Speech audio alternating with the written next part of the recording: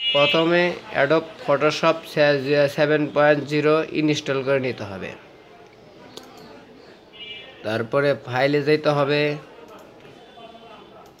ফাইলে যা ওপেন কইরা যে কোনো একটা ছবি নিতে হবে।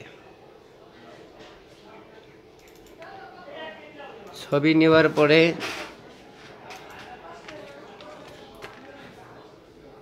রেজুলেশন উইথ 1.5 আর 1.9 রেজুলেশন 300 করে দিতে হবে।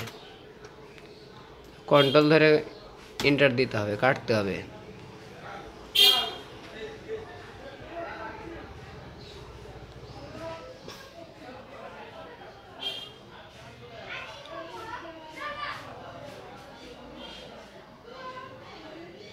তারপরে কন্ট্রোল এল ধইরা অটো লেবেল আনতে হবে।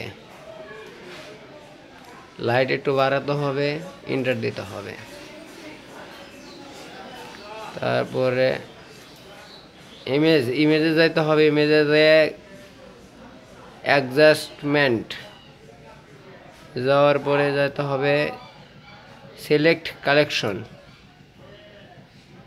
যাওয়ার পরে প্লাগে যেতে হবে।